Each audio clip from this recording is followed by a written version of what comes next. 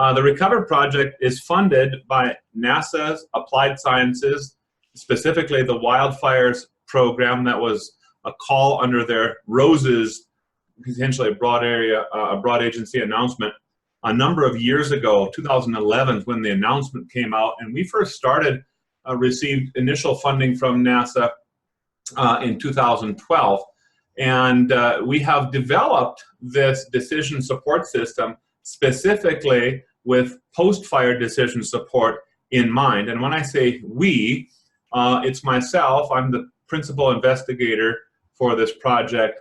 John Shanasi and Mark Carroll are the co-principal investigators. They are from NASA Goddard Space Flight Center.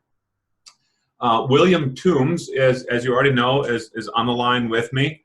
He's the doctoral student working specifically on the socioeconomic impact portion of this study, along with Tisa Stegner, who's a faculty here at ISU, Eric Lindquist, who is faculty at Boise State University, and Eric's student, Francis Lippett.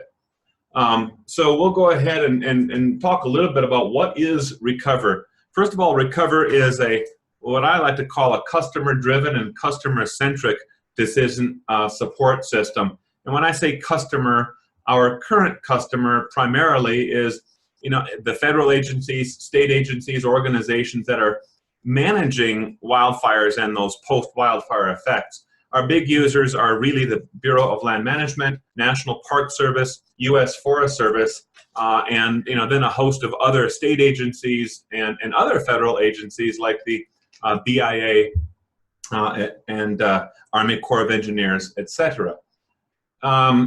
So when I say that it's customer-driven, customer-centric, what I really want to talk about there and kind of emphasize is that while I had a general idea of how I wanted the interface to look, how I wanted Recover to function in a very conceptual, broad sense, I didn't have any notions or preconceptions that we're going to give them this data and they're going to love it, and something like that. I've seen that sort of approach fail far too often. And what we did is engage those end users, talk to them. Okay, so we have a fire right here, and we worked most closely to begin with in Idaho. We focused just on Idaho in the very first 1 year of this project, working with those land managers at the BLM and Department of Lands and so on.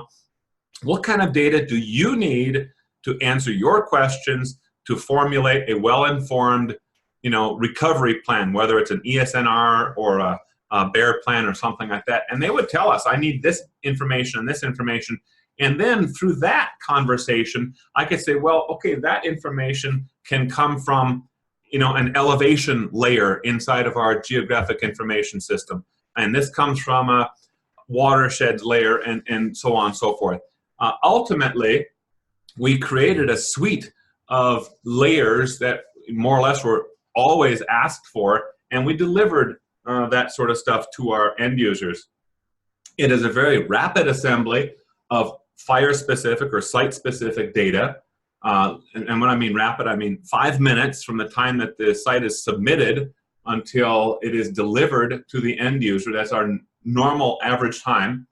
And it's delivered in a customized GIS analysis environment that all you need is a web browser. You don't need ArcGIS or QGIS or something like that to use the data, even though you can download the data from our site and then do some even more sophisticated stuff with it with something like ArcGIS. And of course, it is designed as to have a wildfire focus. The data architecture, for those who are interested, first of all, we cover the highlighted area there, the stuff shown in color, the 11 Western United States. We have wall-to-wall coverage, seamless coverage, if you want to call it that, for 26 essentially important GIS data layers for that Western United States. We're using Esri's ArcGIS to build our GIS database, our geodatabase. Some of those layers are given, presented to the end user as vector feature classes, others as raster data. And we just leverage, of course, the most powerful format for whatever type of data we're trying to display. We're automating our map services And a lot of folks, they think that all the stuff that Recover does and all the fires that Recover has run and how fast we do it, that we must have a tremendous number of people working on this, a whole room full of students cranking away. But you know, that's not the case. Recover is pretty lean. We have essentially just those people that you saw.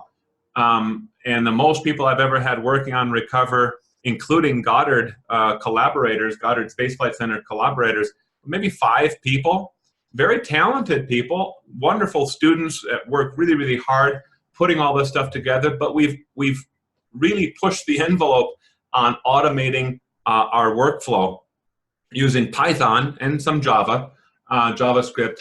We've automated so much of what we do that our servers just run with things oftentimes, even if we're not here. The servers are running 365 days a year, 24 hours a day, 7 days a week. Well, how does it work? Okay, so we'll have a fire ignition somewhere on the landscape. And then, you know, over the few days or sometimes weeks, almost months that some of these fires will burn, at some point, the fire manager, let's just say, realizes, okay, we're going to be writing a report on this. We got to write a plan on emergency stabilization and rehabilitation. And those users that we've had who have used Recover in the past tend to come back and use Recover again. So they'll log into the Recover generator that looks like this screen capture that you're seeing right here. They log in, and it's literally a 2-step process. They'll upload a zipped up shapefile, and that first upload will simply display the fire perimeter on the screen for them. It's just kind of a double check to let them know, yeah, I grabbed the right file, looking at the right thing, and it automatically zooms up to it for them, you know, from the whole Western US that they were previously looking at. Then they go to step 2. Step 1's done. Step 2, put in the name for that fire. That's it. There's a drop-down list that they'll select that is the state. And then they'll click on this little tool right over here, this area of interest, and they'll drag a rectangle, this kind of bluish color here, and that's their AOI. And it needs to be larger than the fire perimeter itself. If it's an actively burning fire, which is very common, they start this process before the fire is completely contained. And then they may want to think, I think the fire is going to move in this direction, so I'm going to give it a little bit of extra space. They can do that, whatever they like. There's a list of the 26 layers. We call that the base layers that they'll get by default. If they really don't want one of them, they can turn the check off. By default, they're all checked and turned on. They'll enter their email address right over here. And then just below this, if they scroll this down just a little bit, they can immediately ask for additional data sets. Additional data sets that we provide fairly frequently are things like, and we'll talk about them more in just a little bit, but they can ask for a DNBR. Essentially, that's the start of a fire severity layer.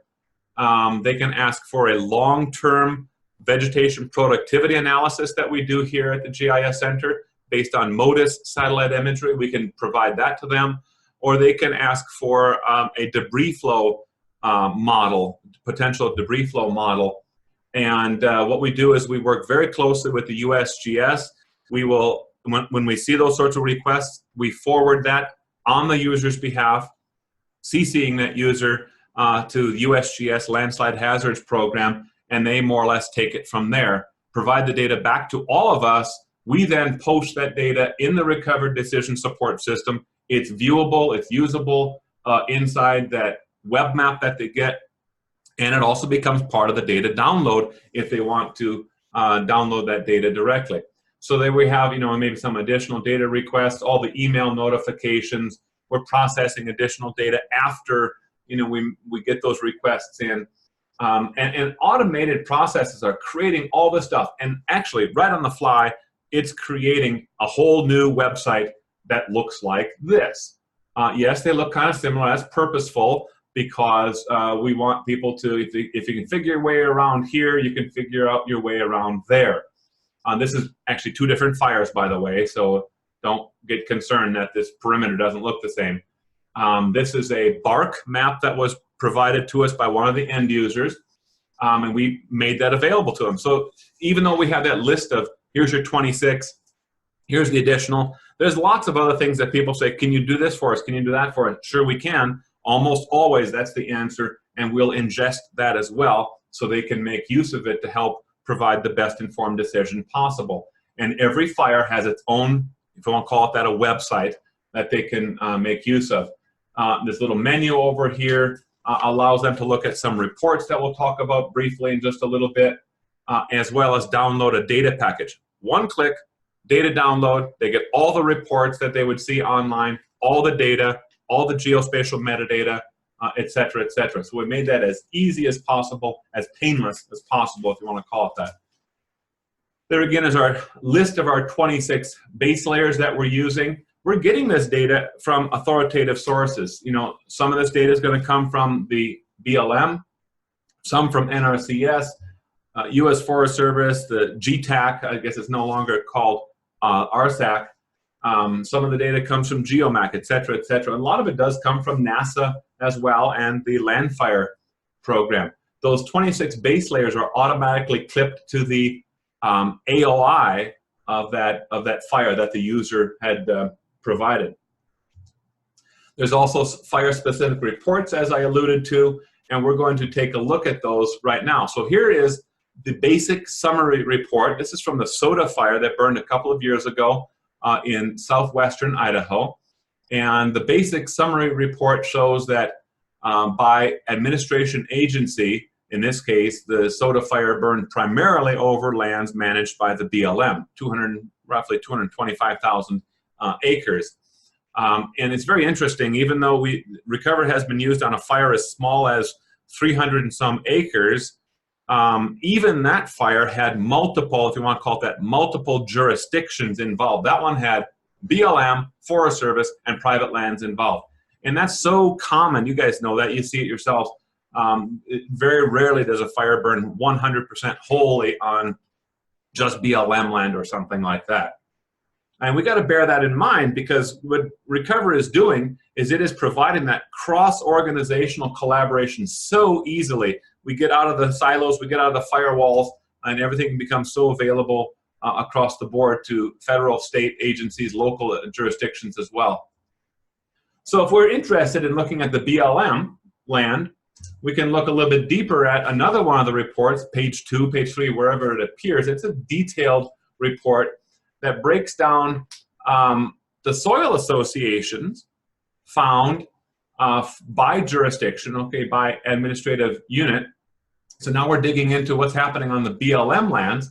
And one of the things that we may notice is that Idaho soils, Idaho 675, and specifically the map unit symbol 1, has almost 6,000 acres burned. So we might be concerned about that. The land manager might be concerned about that. We can then, and this is all done inside Recover, go even deeper into this thing. There is map symbol 1, okay, it's acre lane, it's a loamy soil, and there is, from the NRCS, the description of the characteristic vegetation for that site.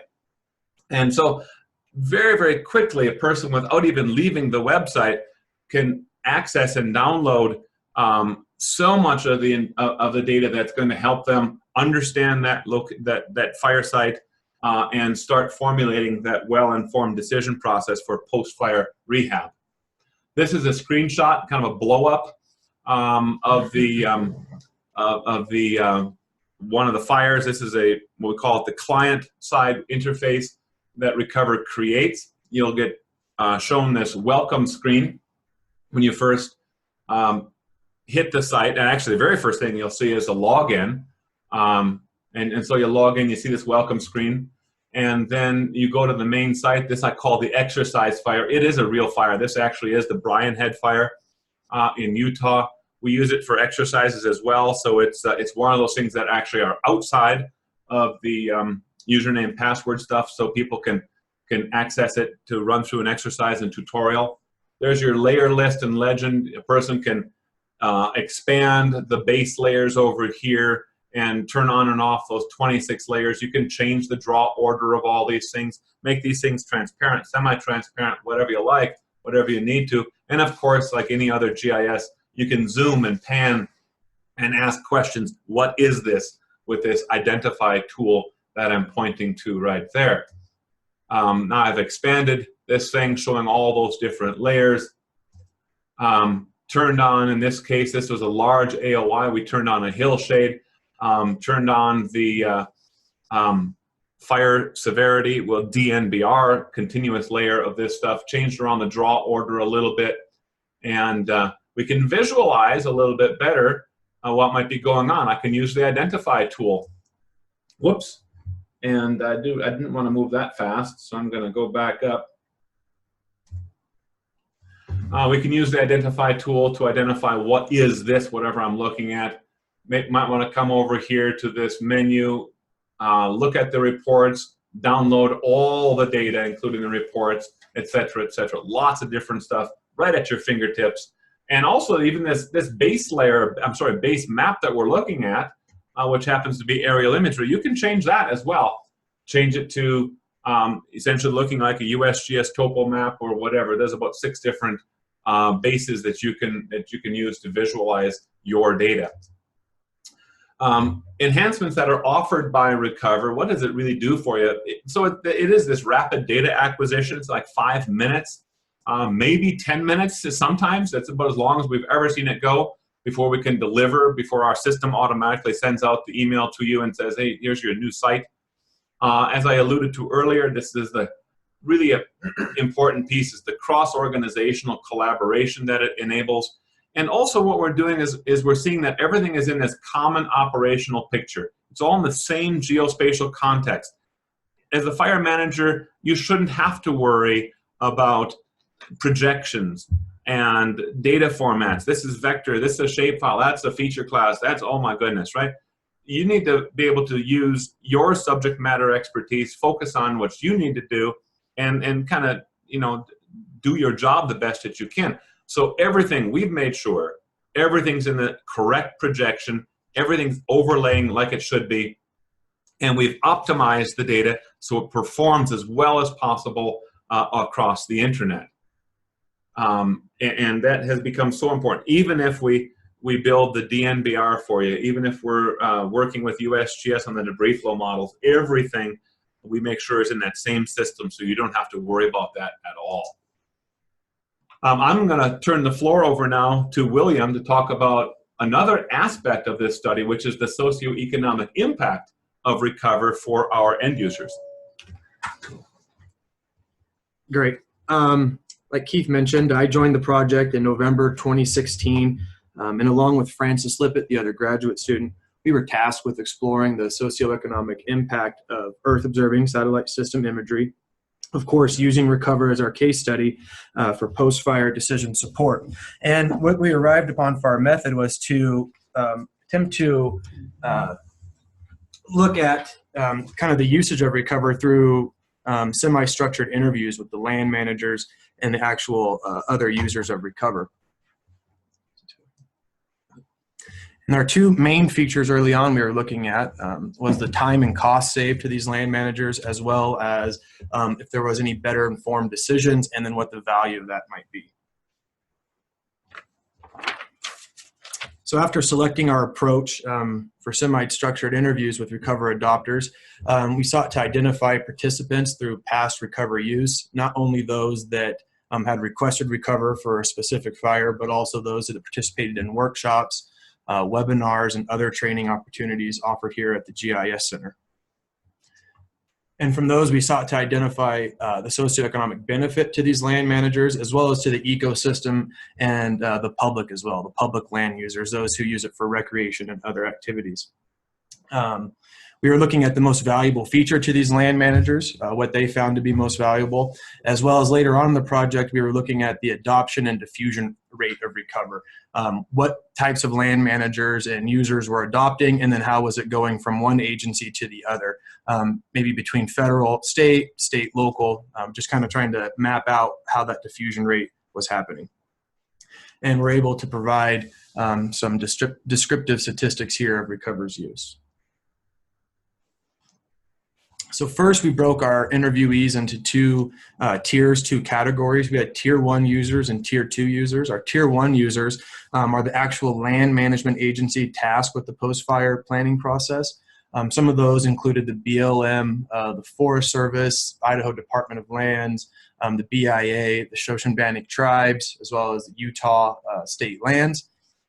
Our Tier 2 users were the other agencies, those who were landowners as well, but weren't responsible for the post-fire planning process, or not the lead land management agency. And here we have the Bureau of Rec, NOAA, Idaho Fish and Game, Idaho Transportation, and then Caltrans as some of these Tier 2 users. Some results: Recover has been used on 103 wildland fires since 2013. Actually, that number to date is now 105. We added 2 more, I think, in Wyoming and Utah. This represents nearly 6 million acres burned. We have representation of all 11 western states. At least a fire Recover was used on a fire in all 11 western states. The users come from 16 different federal and state agencies, and from that we were able to secure 21 interviews. We had 16 Tier 1 interviews, so from the BLM, Forest Service, et cetera, that was conducted. And these folks represented about 4 million acres burned as far as requesting Recover for that size. And we were looking at time and cost savings specifically for data collection by these decision makers and their support staff. So time saved, we were able to approximate that at around 40 hours and up to 130 hours of staff time per fire.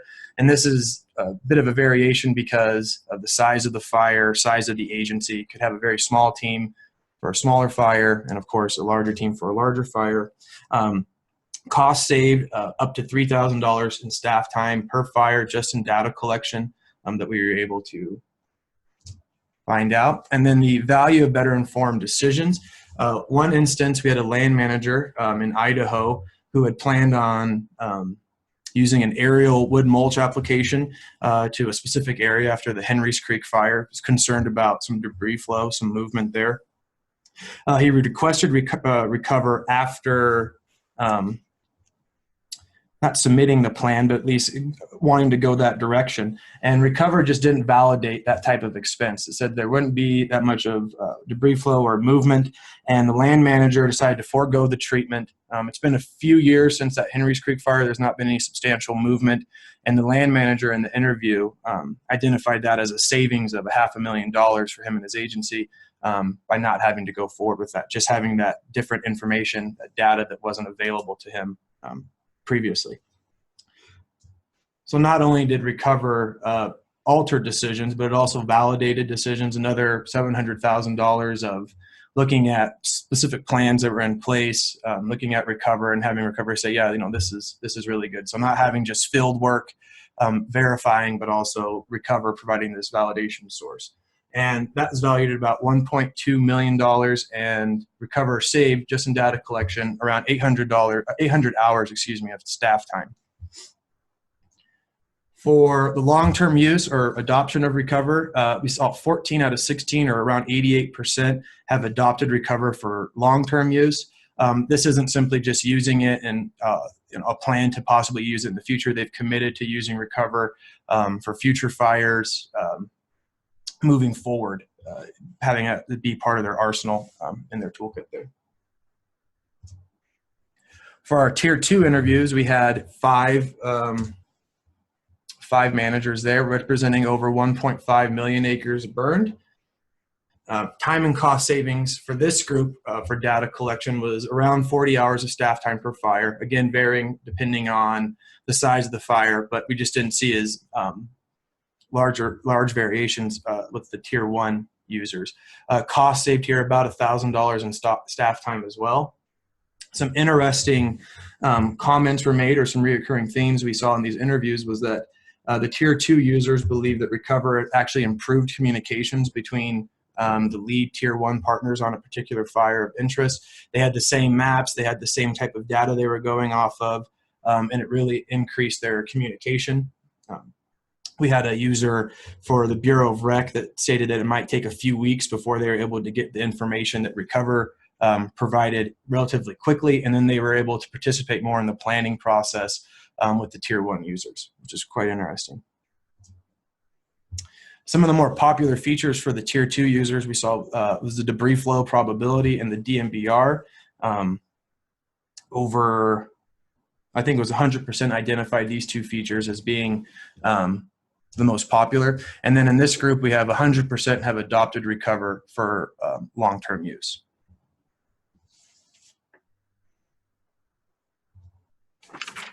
All right, focusing in a little bit more on the adoption and diffusion of Recover, we were really focused on kind of the diffusion of innovations text by Everett Rogers, sociologist looking at, I think, Iowa corn hybrid models. And he identifies diffusion as the process by which information about innovation is communicated through certain channels over time among members of a social system. So we were expecting Recover to kind of go through these lines of, interagency, maybe not much collaboration outside. And what we found was 40% reported open and accessible communication with technical experts, whether that be through email, picking up the phone, or requesting an in-person, or having someone come there and just work with them on using Recover. And this is a perceived accessible communication line. So just that perception of that Keith or another technical expert was available to answer questions within a day or two time frame so they can get their work done. And that was 40% of those users said this was an issue, or at least influencing issue on adoption. 45% reported working with either an innovator or early adopter of Recover during the early stages of their adoption process. So it's quite interesting here. We see this work between peers, this peer social network, the early innovators and adopters kind of helping out the ones down the line, still debating. We saw 45%, so that's a pretty high number. And then 65% of our interviewees attended one or more Recover workshops or webinars, so that stresses this type of comfortability with the product, using it, experience. What was interesting, however, was that 0% reported a prior neighbor adopting Recover as influencing their adoption. In the literature, it suggests the opposite. We see this regional or neighbor diffusion being a large key in these diffusion, especially of certain types of technologies. But it just wasn't the case here. But we did see as the most influential factors was the peer validation through the early innovator and adopter participating with the potential adopter during their planning process, access to the technical experts, and then having this open communication line with them, as well as being the most influential for our 21 interviewees on adopting Recover.